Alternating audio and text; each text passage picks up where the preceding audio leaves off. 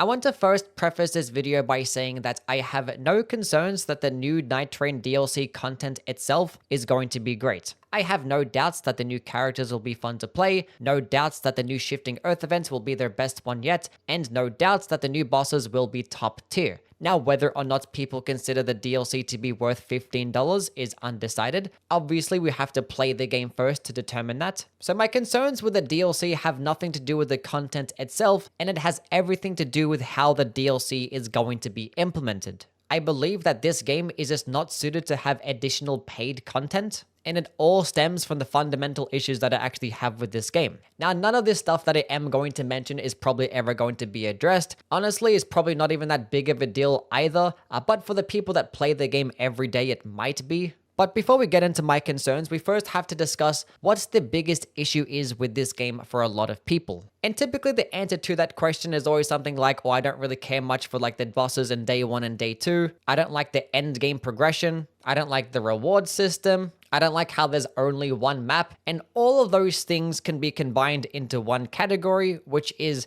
a lack of content. It's not even necessarily a lack of top tier content, like there's just more stuff that just needs to be added. Whether it's be the lack of Dark Souls bosses, the lack of skins, the lack of different points of interests, the lack of Shadow of Erdtree weapons and spells, and also the fact that the game does have limited seeds means you're going to be experiencing the same runs multiple times over. Like, most people don't have a problem with Nightreign at its core. Like, the gameplay is fun, the gameplay loop can be really fun, the combat's great. It's just everything else surrounding the game that people tend to have a problem with. So even though there are lots of fans out there that have hundreds of hours in this game, I'm pretty sure every single one of them can think of like a dozen different things that they would have liked to see added to this game. And it is obvious that with more additions to these expeditions, it would help prolong the life of the game. So with that being said, the DLC adding things like major map changes, more points of interests, new characters and bosses, like, it's obvious to be excited about something like that.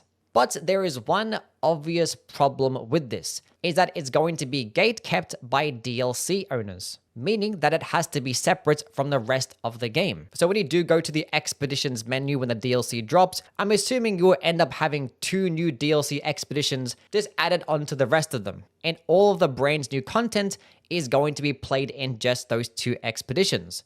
Which, having a new playlist just for the new content is not a bad thing. Like, when a new thing releases, people just want to be able to play the new thing. But there will only be 2 expeditions and 2 new characters. Every single game that you load up when the DLC drops is going to be the exact same thing, with 3 people assuming all wanting to play the new characters and people playing the exact same 2 expeditions. And assuming that these expeditions work the exact same way that we have in the base game, they're going to have limited seeds too. It's just not going to be very sustainable for the long run. And it'll be to the point that people will just end up wanting to go back to the older expeditions just to play something different. But it's the exact same issue over there too, just without the new content. People want to have everything be merged together. Like, there's lots of content in this game, but it doesn't really feel that way when they end up splitting everything up instead of combining it. And also, another area that is obviously going to be affected by this is the matchmaking. With most of the player base currently playing Deep of Night right now, it's hard to even find games for the regular expeditions. And there's like 10 to choose from. Adding in DLC expeditions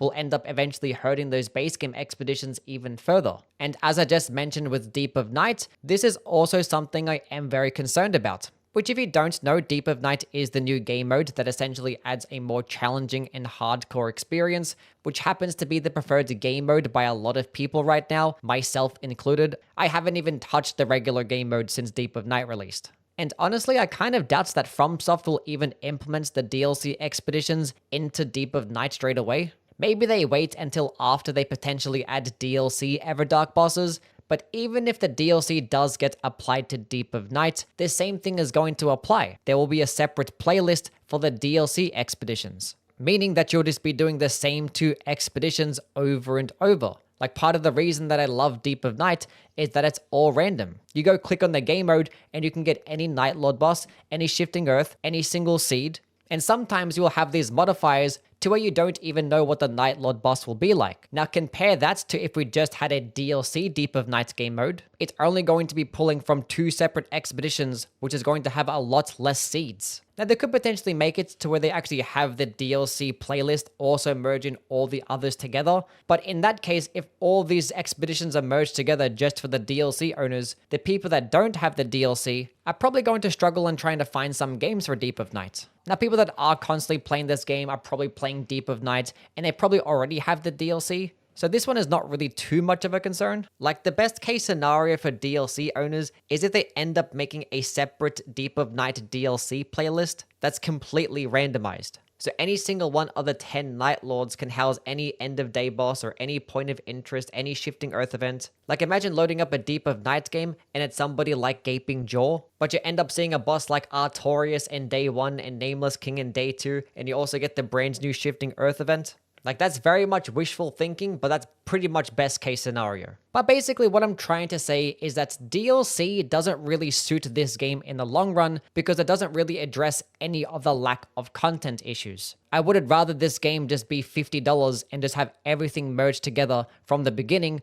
or at least have it added over time. But this is just the formula that From Software uses for all of their games. Like, they release the game, they give it a little bit of support for a few months, and then they go ahead and neglect it until the DLC comes out, and when the DLC releases, they support it again for a couple months, and that's about it. Like, they pretty much only update the game when it's relevant, just for the casual audience. Like, for those people that play the Nightreign base game for like 20 to 50 hours, they'll be very glad that all this new stuff is separated from the base game, that they get to enjoy it all at once. And then these people will probably play the DLC for like 10 to 15 hours, and then maybe never touch it again. And they'll be satisfied with their experience. So if you are that player, I wouldn't be concerned about this DLC. But I also don't believe that this DLC is going to be changing anything crazy about the game fundamentally. Like, it's just going to add a bunch of new stuff, and that's it. Like, all the From Software DLCs have always been just more of the same. Now, I do believe we will get some type of balancing patch the day of the DLC releases for like the base game stuff, but I will be shocked if there's anything else that'll be changed about the base game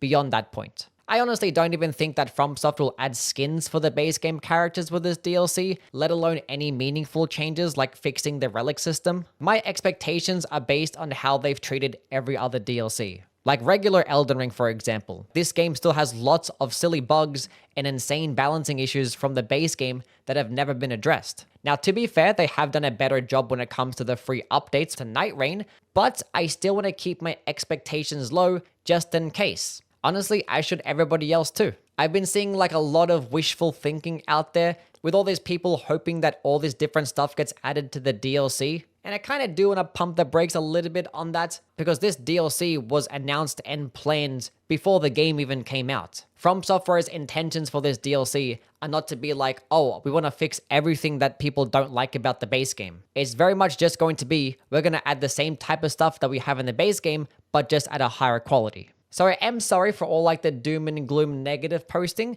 I honestly genuinely hope that this video ages poorly and I'm completely wrong. But with that being said, the only reason that I make these videos is because I'm very passionate about the game and I want them to be the very best they could possibly be. But when you play the game so much, it's hard to ignore everything else about the game that could be so much better. But also do keep everything that I did say in this video with a grain of salt because everything was just purely assumptions. I could very much be wrong, but my assumptions were pretty safe, and I do think it's just worth bringing up in hopes that the correct people do hear about these concerns, in hopes that something does get addressed. But who knows, maybe the DLC ends up being better than all of our expectations. But if you do have your own thoughts and opinions, definitely do let me know down in the comments below, and I'll catch you guys around. See yas!